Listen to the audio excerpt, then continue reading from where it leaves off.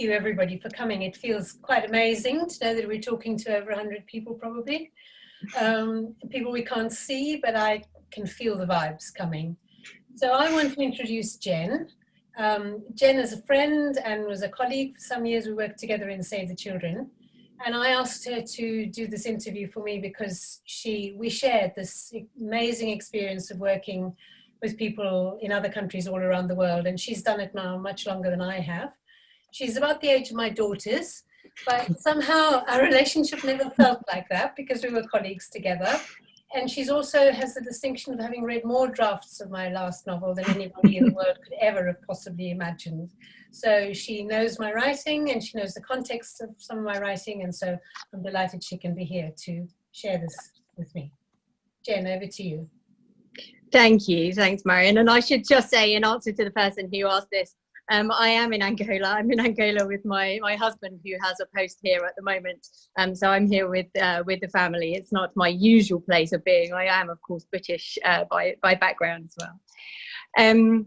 So I just wanted to talk a little bit about how I know Marion's writing. I started reading Marion's books 20 years ago now. Actually, a friend of my mum's gave me If You Can Walk, You Can Dance. My mum is also now an avid reader of Marion's books. And the book I read, completely by chance, but I read when I was in Tanzania. So I was in East Africa. So it really connected with me. It connected with me in terms of the context, of course. It connected with me on the musical theme. I at least attempt in the past to be musical. And it also really connected with me in the lead character, Jenny, who's very strong and resilient, and having this split life between Africa and the UK that really resonated.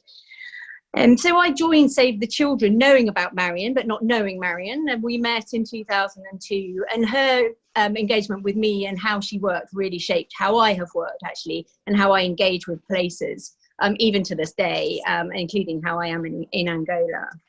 So as Marion said, I have read all of her novels. I actually can't remember how many near final. Oh no, this is the final draft of Uncertain Light, which was a pleasure to read as it evolved into the superb book that it is now. And then just obviously since it's just been released, have just read Journeys Without a Map, which is equally fascinating and equally evocative as all of Marion's novels, but it is different. It's non-fiction. It's a step into non-fiction, and it's much more personal for Marion than her other novels and other work have been. So as I'd read the other novels, I very much read it as a companion to the other novels. So I got little insights into the background, into her inspirations, and how she was writing those books that I'd enjoyed so much. But it is absolutely a standalone book as well. And although it gives you a taster into those other novels and the other writing and the other roles that she's had with other literary friends and others in her life, it is very much the world of Marion as a writer. And Marion is not, I would say, your average writer. She's very perceptive and very intelligent. She's been writing predominantly in later life, and that very much comes through the book and the novels, with drawing on an experience that is multicultural and very rich in terms of what she's done in her life and who she's met and encountered, that shapes how she writes. And for better or worse, Marion as a writer has not, but actually quite unbelievably, been part of the mega business that is now publishing in the world. And I think that really, the book, The Journeys Without a Map, really sort of talks through that and how Marion grapples with that as part of her own experience as she's evolved as a writer. So Marion, you and I don't get to talk very often. I am miles away, and obviously COVID affects how much all of us get to talk, certainly in person at the moment. But it's really lovely to be able to have a conversation with you about this book this evening. So let's start off, as Julie Andrews would, at the very, very beginning, and just think, I said it's a new step for you. It's non-fiction and it's personal. Can you tell us a little bit about the genesis of the book and how you came to write this rather than anything else at this point? Okay, thank you so much, Jenny. It started 5 years ago when I published Uncertain Light. It was the first book I'd written since I was retired. So for the first time, I kind of realized I had the chance to be an ordinary writer, I mean, a proper writer, who goes around and gives talks about their books. I'd done a little bit of that before, but it had always been quite hard to fit into life. So I decided I was going to just give it a go and try. I had a very small independent publisher who was publishing it, so it wasn't any like big deal organized for me. But I thought, let's just give it a go.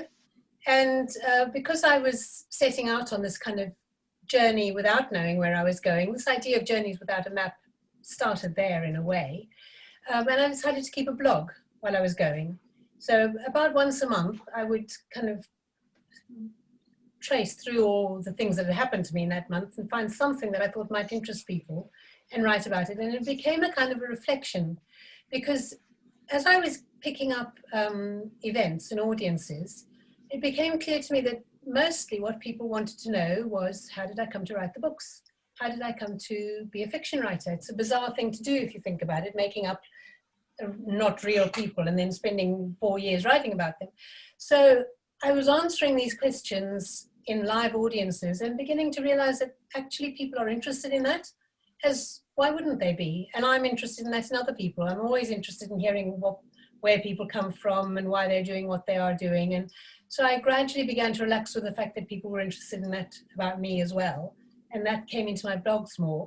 And all of that was there, was part of my life. But it made me realize I was actually doing a journey back as well as forwards. I was going into the unknown with each new event and each new set of people, but I was actually trying to understand my own journey of how I'd got here. And I think that's where it would have stopped, but for lockdown. That actually, suddenly we were in a situation where all the normal things we do weren't so easy now. I'd actually just given a talk to a group of National Women's Register group in Somerset, and lovely live feeling of it, and suddenly realizing we're not going to be able to do this anymore. I thought, well, I've got all those blogs sitting there. Why don't I just pull them together, and then I can have a little written record of the kinds of things people want to hear in audiences. I thought it would be quite easy because I had that raw material. Actually, it was like a whole new journey in itself, making sense of it and discovering for myself what the route had been to where I am now. So that's what lockdown gave me. It gave me the chance to do that. And 3 months into lockdown, there it is. Excellent. And many of us are using the probably extended lockdown, sadly, that we're all now facing to read the product of that time. Let's think a little bit more about the process of writing. We've talked about the book gives insights into how your novels have come into being, and how the experiences that you're starting to mention there have really emerged into your fiction, but also all the deep research that goes into creating those stories and the sort of richness of the text that you then produce. Tell us something about that, and particularly your own, by self-admission, mapless organic writing process. Yes, I found some old notebooks. When I finish a book, I start a notebook by hand about thoughts towards another book, because I can't kind of conceive that I won't be working on a book. So what am I going to do next? I ask myself each time. And I just write these random notes, and then they're in a notebook, and then some idea comes, I start working on it. And quite recently, I went and looked back at all these notebooks, and my books have taken me about 6 years to do each time. So those notebooks are sort of 6 years apart. And I have discovered that I have said the same things every time, and I've paid no attention to them. Every single time I say, this took me far too long and it was too laborious to process. Next time I'm starting with a plot. I'm going to have it really all worked out beforehand, and then I won't waste so much time going here and going there and coming. And then I don't. And I clearly don't, because I can't. The plots don't occur to me. They come painfully through people, and what always occurs to me is people in places. So if I take in Journeys Without a Book, I start with the story of how Uncertain Light came to be, because it's my most recent one. In a way, I think it's my biggest book, but it also shows that sort of process that actually. I joined Save the Children in 1993, more than 20 years ago. I knew from the first year, I knew that one day this extraordinary experience I was having would emerge in fiction. But but I couldn't write about it while I was there. It was all too much. It was all right in my face.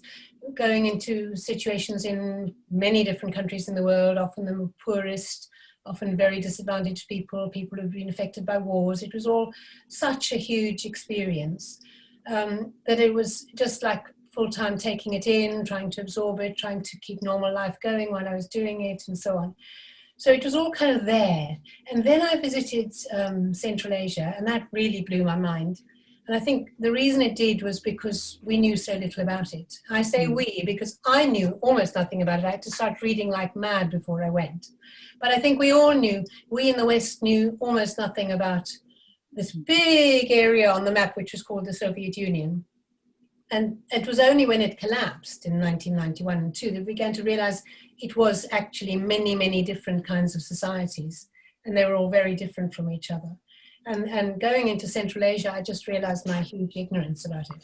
And I was going in at a time of a civil war, which has just finished. And it was traumatic, really, for people. So this suddenly coagulated all of these thoughts from the Save the Children experience in my mind as almost like the most extreme of an exposure to another society and a very different one. But when I tried to start thinking about it as fiction, when I tried to think, how would I put this into a story, I got completely lost. It was all far too big. So all the hundreds of notes I wrote about that sit in a bottom drawer. I haven't actually had the courage to throw them away yet, but they're not the book I wrote. They were kind of like processing stuff. And then the one person who was helping me at that stage think about it was a person from whom I'd learned Urdu. My friend Ralph Russell, who was a professor of Urdu at the university in London. He's an Englishman, but he'd learned Urdu as an adult, and he got to love Urdu poetry, and he was translating it. And I'd learned the language from him. And I knew that he also knew Persian poetry, and Persian is the language of Tajikistan. So I started asking him to teach me stuff about Persian poetry. And the first bit of the story was about a poet who lived through the Soviet era and then through at the end. That's the bit that got packed away at that stage. And then life went on, and then Ralph died. He was 90, so it wasn't a surprise. He'd been ill. But in that year after he died, he'd been such a close friend and mentor, and I'd learned so much from him. My children called him their adopted grandfather, actually. He was a very, very close family friend. And I'd been looking after him in his last year or so. And when I emerged from that process afterwards, I realized that actually the next novel I wrote was going to be about grief and getting beyond it. And it's such a universal experience. There's almost nobody from middle-aged onwards who hasn't had to deal with that at some point. And it became the sort of unifying thing across the huge difference culturally between me and the people that I was going to be fictionalizing in the novel. So actually the book that emerged in the end, it had the Central Asian setting, it had all of that in it, but it was a story in which somebody was coming to terms with somebody who'd gone. So, and that took another 3 years, doing all the research, as you say, trying out all the drafts on Jenny. Absolutely. And yeah, those personal experiences, even though you don't write with you in there, you can feel that very that experience that comes through in your writing. Maybe turning to that a bit. So you even talk in this new book about your reticence to put yourself out there as a writer and an individual. But this book is very personal. You write about your experiences, your very personal experiences, very openly. So there are lovely bits in there where you talk about your amazement at ever getting on a prize list, for example, of which you have been on many. You talk about the reactions, very personal reactions that you have to people when you get feedback about characters or plots, or that they didn't like the book at all, and in some cases, and how you sort of process that as a writer. And also in your travels, you're traveling in one of the stories, you're talking about traveling as an older woman, no longer a 27-year-old backpacker in India, but but your nervousness of dealing with the city amidst all the pieces about the writing and the sort of the reason of writing those stories in the first place. Tell us a little bit about one of those stories, something that happened to you along the way that you enjoyed writing about. Well, I'll tell you, I want to start with a quotation from another writer. Edna St. Vincent Millay was an American writer, probably 80 years ago. I can't remember exactly, maybe 100. A poet, a playwright, an early feminist. And she said, anyone who publishes a book puts themselves in the public eye with their pants down. And that is exactly what it feels like, but you've actually brought it on yourself by agreeing to publish a book. You've actually put something of yourself out there in the public eye, and if they want to throw tomatoes at it, it's up to them. You've put yourself open to it. But the second part of that quotation that I like a lot, which isn't so often quoted, she says, if it's a good book, nothing can hurt you. If it's a bad book, nothing can save you. And that's actually what you have to come to terms with, is that you don't put it out there in the public eye until you feel it's as good as you can make it. It doesn't mean everybody's going to like it, not by no means, but you've just got to accept that basically it is your book. It's the best you can do. And so if they like it, that's great. And if they don't like it, well, then like another book, somebody else's book, that's the way it goes. So I think the process of speaking to book groups off and on over the years before had kind of weaned me into that state where I could do it. It isn't easy, but I could do it. And then I had an intensive course in it in the 2 years after Uncertain Life, because I was talking to 50 different audiences.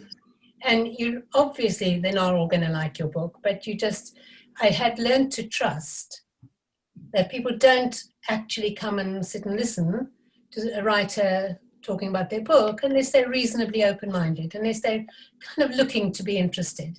So you've got a really willing audience, which I hope we have tonight. And that makes you feel, you can turn it into a conversation with trusted friends, really. But I think things that I've really loved about the process that have helped overcome that sort of personal nervousness of exposure, if you like, is all the little personal encounters along the way. And I'll tell you about just one of them. I didn't actually get into my book, Journeys Without a Map, just because there were so many, they couldn't all get in, but it's really stuck with me. I was in Lahore and I was speaking to the biggest audience I've ever had, which is about 700 people. I mean, literary festivals in India and Pakistan are big, big stuff. So this huge marquee, and they'd all gathered, and they hadn't gathered to hear me. I was on the platform with two much better known writers, and one of them, a really well-known writer. But we were on a panel and we were being asked questions, and when it came to my turn to answer, at one point I quoted from one of the poems it's quoted in the book, which is an Urdu poem. And it was a poem, because we were in Lahore, in Pakistan, they were all Urdu speakers in the audience, they all know so much Urdu poetry, they all knew this quotation. So I quoted it in Urdu, and this audience went kind of, here was this English woman on stage actually quoting it in Urdu, and I was like, I could do no wrong after that moment, really. So anyway, at the end of this event, I was sitting outside catching my breath, and this young woman came hurtling up to me and she said, please don't go, please don't go. I want you to sign the book, but there's such a long queue, so please wait here, I'll be back and I need you to sign it. I have to have you sign it. So I waited, and she came rushing back with the book for me to sign. She said, my fiance's in hospital having an operation, and I know he's going to love the poetry in this book, and I want you to sign it so that I can take it to him. So we had this little chat, and off she rushed. And then a month after I came back from Lahore, there was a bomb in a park in Lahore, which had never had a terrorist incident until it had been one of the cities that had been saved. And on Easter Sunday, when there were many, many families out in the park, there was this bomb. Loads of people were killed, loads of people were injured. And on Facebook, I saw this young woman who had joined me as a friend after that event. And she was visiting the kids in hospital who'd been injured. And she was putting out an appeal to all her friends to bring toys and to a collecting point where she was taking them. And she was rallying everybody she knew to give blood, to come to the hospital. And I just felt, you know, I'm sitting here, I know some of those people who've been in that event. I can't do anything from this distance, but she's doing it. A friend of mine is doing it. Somebody I met for 5 minutes.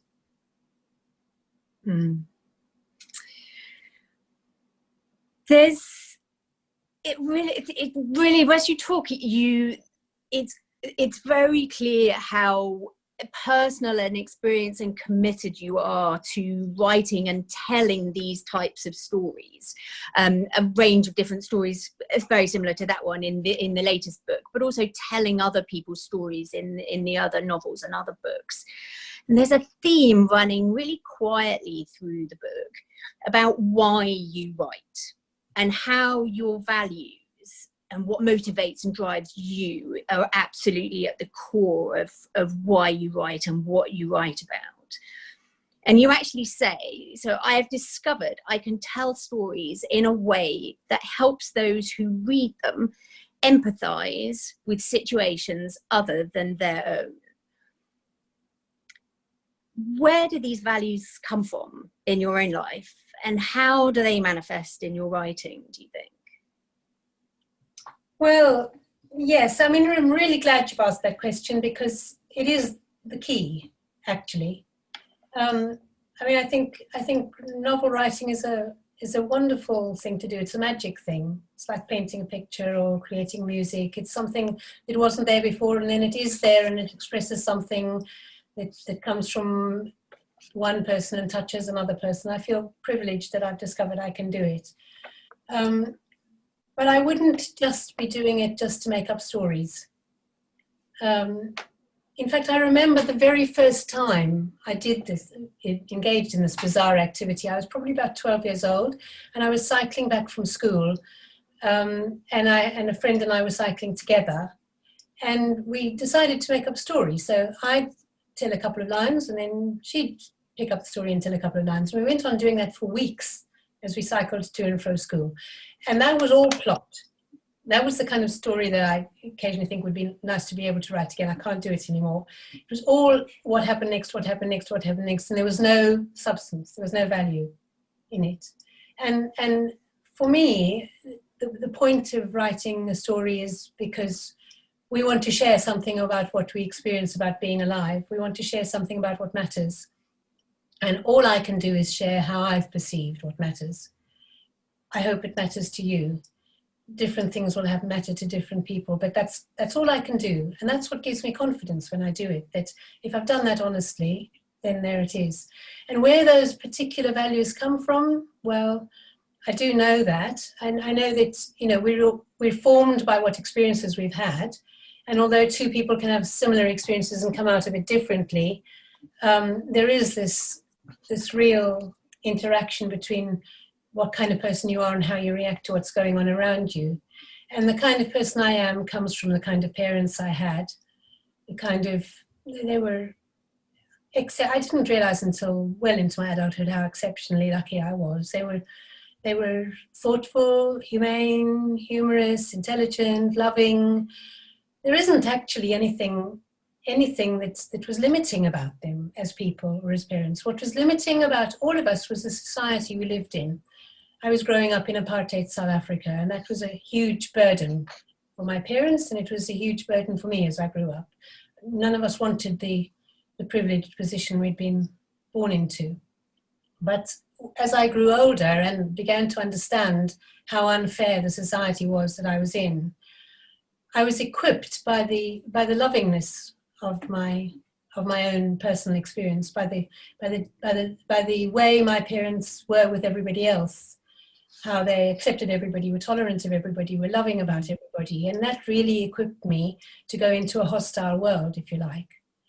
And I think that ever since then, whatever society I've lived in, I have an instinctive empathy for anybody whose life is being messed around by politics, by wars, by poverty, by insecurity, by all the things that can mess people up. And I feel a kind of an immediate sense of our common humanity. And I've been lucky to live in lots of different cultures where we're all obviously very different from each other by religion or race or income, class, all of those things. But the more you face up to those things, the more you describe them, and the more you value and respect them in each other, the more you come to what's common, to what's universal in us. And I don't set out to write a novel which says that. I write stories about made-up people, but I can't help it that the people in the stories live out those values, because that's just who they are. I haven't been able to invent a character who is seriously hostile to those values. And that's probably a limitation in my novels for some people, because the world is full of people for whom those values aren't important. But I can't find, they're incidental characters in the background of my novels sometimes, but I can't foreground them because I can't get into the head of somebody like that. So on that note, I'm a warning for everybody listening and hoping you're enjoying this. I'm going to ask one more question to Marion, and then please do add your own questions into the chat so we can bring you into the conversation. But whilst you're thinking of those very intelligent questions, I'm going to ask Marion a little bit more about this and about sort of other people and how they experience then your writing. Journeys Without a Map transports us with you, as all of your books do, to very different cultures and very different realities, different worlds. I've been lucky enough to visit or live in many of those different places, and met many types of characters of the people that you're talking about, but many other readers haven't. And what kinds of responses do you get from people, and how do you write with that in mind? Well, I don't write with that in mind, actually. I mean, I think when people have sometimes used the word exotic about the settings of my books, for me, they're definitely not exotic. They are the normal life for the people who are living in them. And I think if I think about it at all, I write to make them normal, because they are normal. They are just a different norm experience. So that if one's living in the countryside, that's what's normal. If one's living in a town, that's what's normal. If one's living in a war-torn country, that's what's normal, sadly. So I kind of trust that that normality gets across to people, and they see, oh my God, that could be me. I could be living in that kind of place, even though I've never been in a place like that. And in fact, I saw just the other day, somebody's put up a review on Amazon of Journeys Without a Book. And what it says is that the person who's writing the review had never been in any of these places. And what the book does is open doors to them. And that it was inspiring because of the connectedness that it makes us feel with people who are different in different places. So hopefully there are more people who react that way. I am going to now look in the chat, and Natalie is going to turn on the chat function. And as we're waiting for some of those questions to come in, I was just thinking about that and reflecting on how I and other people that I know relate to that sort of exoticness and that differentness. Obviously, I know the cultures. A lot of it's very accurate in terms of the context, and even the conflict context, the sub-Saharan African, the Central Asian context. Your writing is so evocative, it takes me there, so accurate, it takes me there and transports me there. But it's so evocative that I hope that other people would also feel that they were transported there as well. The organizations, they've evolved a lot as well, but there are those characters, those skill sets, those eccentricities are all very much there as part of life. And part of picking up your book is engaging that and realizing there are these amazing people who go out and negotiate peace deals in the most dangerous situations, who are some of the most amazing people. So that for me is a real sort of selling point. But also I read these as a young, or started reading as a young development worker, also going out as a female, relatively confident, but also on a learning journey, going into these new cultures. working with organisations like Save the Children and Water Aid and other smaller organisations, and having those experiences of meeting women, going with women to the watering hole to get water, and having those conversations, those real life conversations. And ultimately, your books are about people and the relationships that they have and the situations that they come into and how they deal with them. And so ultimately it's about humanity. And I know that that's why my mum will also read them, and her friends will also read them. And they live in, Oxfordshire, and they have not been to Afghanistan or Malawi or anywhere else that you or I may have been to. So I'm really confident that what you're saying is very really resonates with people. So now we're getting some good questions in here. So I'm going to turn to this. And on this, we're talking about places. Somebody's asking, have you got a favourite place in the world? Me? Right now, the favourite place would be a place I could get together with my grandchildren, which is not very easy to do.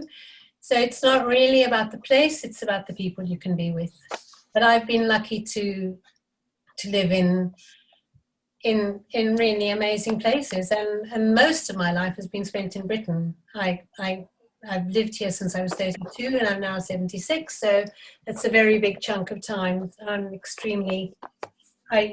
very in love with the English countryside, which is where I choose to spend my holidays.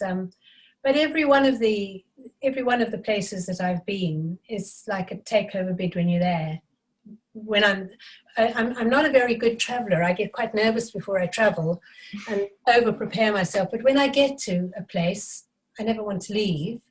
It's so absorbing and can be beautiful, can be gaunt, whatever. But it's the involvement of the people in those places. And the answer is no, I don't have a favourite place.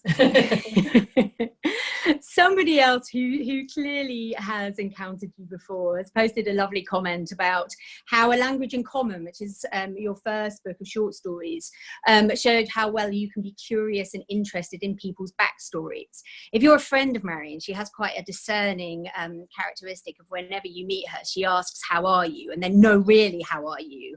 And really wants to know about what's going on and everything that she can unpack and talk about, which is a lovely side to friendship, and very rare, frankly, these days, where people skim over things.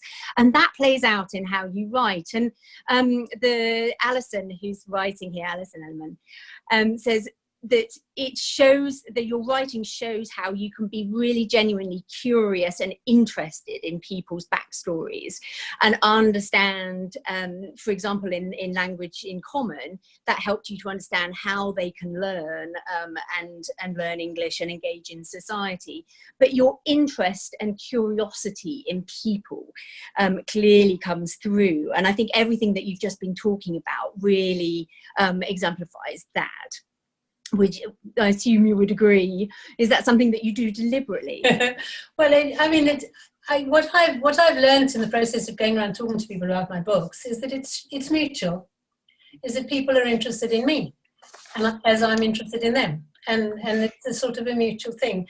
But I think people are sometimes shy to ask, and perhaps that's a cultural difference in me, having grown up in South Africa, which I think is a less shy society. And my friend Ralph that I was talking about was English. He'd grown up entirely in England, but he was the most unshy Englishman I've ever encountered. My daughters had to sort of, be careful if they took their boyfriends to meet him, because he would be asking them a whole lot of very personal questions immediately to get to know them. And I think few people do that quite so directly, but I think most people like to be known. I would say that Marion possibly took the same approach with my husband when she met him for the first time. it rubs off on you.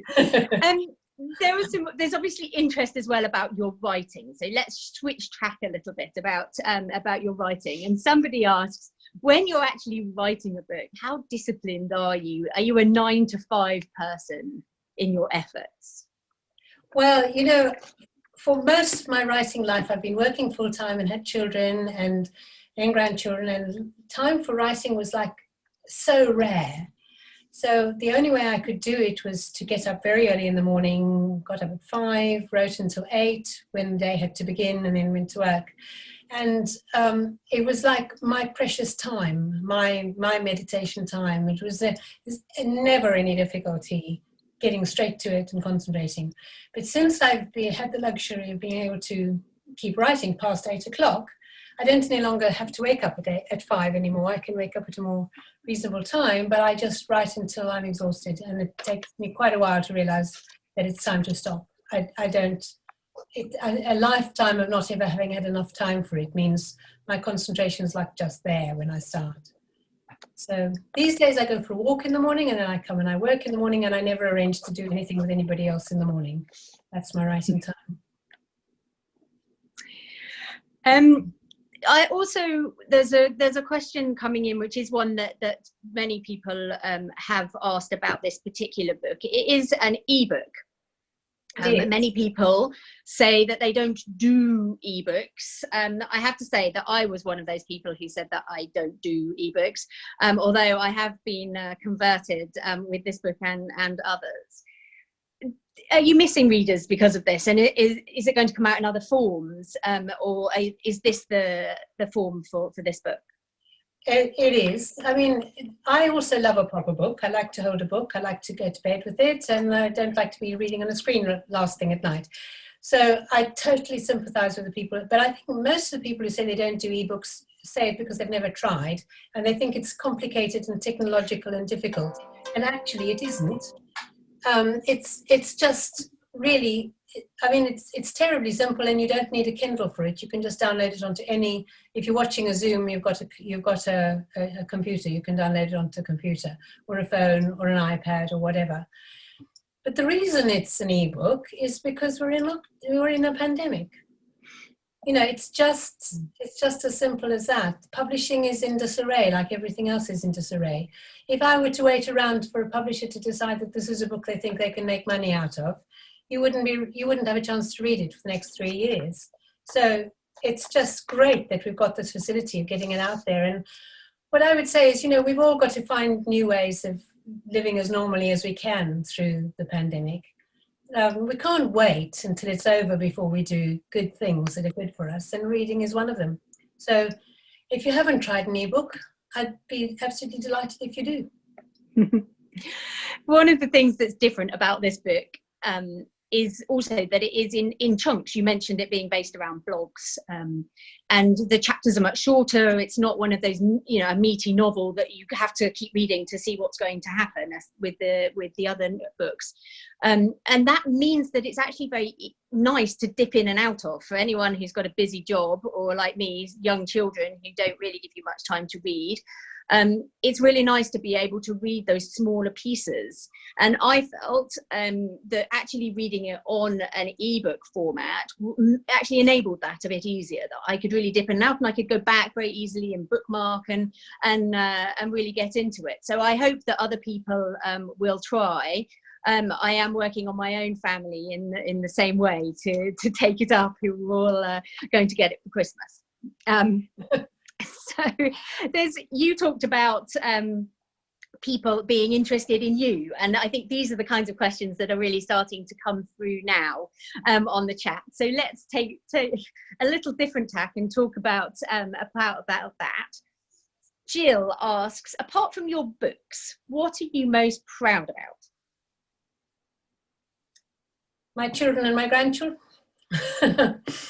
I just think I have 2 amazing daughters who've had, you know, everybody has difficult lives in some ways. They've had complications, but they're just wonderful young women. I feel amazed and delighted to have them in my life. And my grandchildren are all so different, but each one such a very special person. The fact that when I say proud, I know it's not really proud, because proud implies that you've done it. I absolutely haven't done it. They are just themselves, but I'm delighted to have them in my life. I don't think there's much I'm proud of, really. Marion also had a very long career in development and in the field of education, and has many other things that she could equally be proud of, and that many others have enjoyed working with her on, whether it's teaching English to refugees or through to travelling the world as an education advisor for Save the Children, and really bringing that personal touch to that and taking it back down to what matters in life. So I think that other people would add to that list of things you could be proud of, Marion. Well, I have actually remembered something now that you say it. There was one thing I did in Save the Children that I'm proud of, which was that when I joined Save the Children, education was quite a newish area. I was in fact the first education advisor in Save the Children. There'd been lots of education work done, but there was nobody in the head office who was supposed to keep an overview of it. So nobody actually knew what the education work of no one person could say this is the work the organization does in education.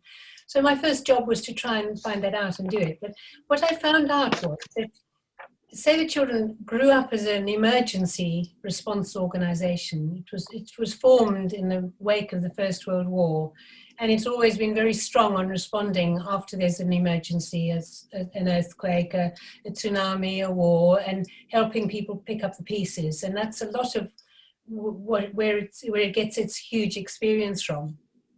But it was never doing education in emergencies, because the idea was we're dealing with immediate life-saving things, food and water and shelter and so on, and education isn't a life-saving thing. And actually, now, if you go on the Save the Children website and you see what kinds of things they're saying they do and what kinds of appeals they're making after a war, or for instance for the Syrian refugee children, they're saying we have safe places for children to play. We are doing education work with these children who would otherwise completely miss out on education because there's been a war.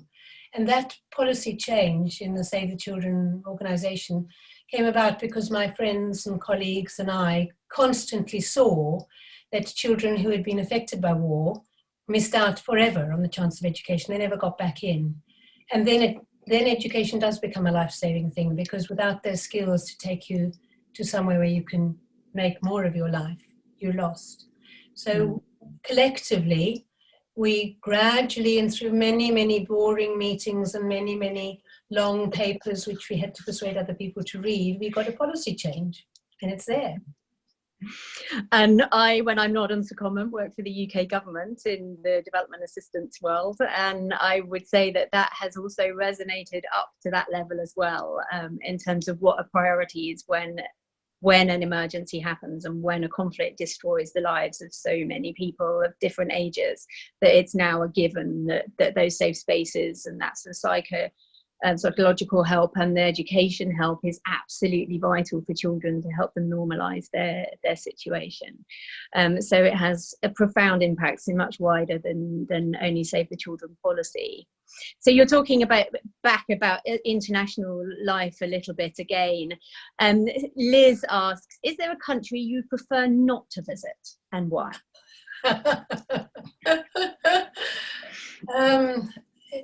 You know, there wouldn't be a country I would prefer not to visit, but there are governments in many countries that I would prefer not to put myself under the power of, and whose rule over their own people I deeply regret. And sadly, some of the countries that I have lived in, have spent time in and know best, have really terribly oppressive and misguided governments right now, one of which is America, the United States. I lived there for a year when I was 18, and it was a wonderful experience. And I can never feel, you know, there's this us and they thing. I can never feel them about America. It's also me and my beloved family there. And I feel very much for people who have to put up with Trump as a president. You talking a little bit about your younger life now. It's not a big spoiler to say that the book towards the end goes back to your beginnings. tell us a little bit, just give us a little snapshot of what you're working on at the moment, and what you said that you have a notebook of the next project. When you finish the next one, you finish the other one, you finish Journeys Without a Map, you've got that notebook, you're working on something else that's really coming to fruition. What are you working on now that you're just profiling a little bit at the end of Journeys Without a Map? Well, it's not a novel, which makes it easier because I don't have to invent a plot. But you do still have to work out an awful lot about how you're going to tell a story, even if it's a true story. And the story I want to tell is about my parents, and particularly my mother. And I think that it's a thing that's been growing on me for years. As I said earlier, as I realized that actually I was exceptionally lucky in what they passed on to me. And I've been thinking about what made them the kind of people they were. So that goes back to their childhood and the influences on them. So it's a kind of a history of the world they grew up in, and they're growing up in it in the time before I knew them. Some of you, if any of you have connected with me on Facebook, you'll perhaps know that I've been putting up a serial story through lockdown of my mother's early life, which I'm able to do because when she was in her 80s, I got her to write her childhood memories. So I have that as I have wonderful little vignettes from her, which she wrote in a very succinct form, and I've kind of backed them up with the context of the kinds of places she was in at the time. So that's there on my Facebook page if anybody's interested in dipping into it. But it's the beginning of what will be a bigger book. And it won't necessarily have the form it does at the moment on the Facebook extracts. We all expect it to evolve in your mapless process. So you're talking about your parents. I'm assuming this one is going to you. You're talking about your parents here. You talked about them being based in South Africa, in apartheid South Africa. But did your parents travel and do similar work? No. And do you have siblings who have also got the same drive that you have? I think I had 3 older brothers. The oldest one died much too young. He was 47. He and his family had just emigrated to Australia because of the South African political situation. My other 2 brothers left South Africa similarly. One is in Britain, one is in Denmark. All of us shared the same values. We have very different personalities, very different. But it is interesting if we remember our childhood growing up time, although we were as children experiencing things very differently, we all remember those positive qualities of it the same. And the brother in Australia, his family, they're the same.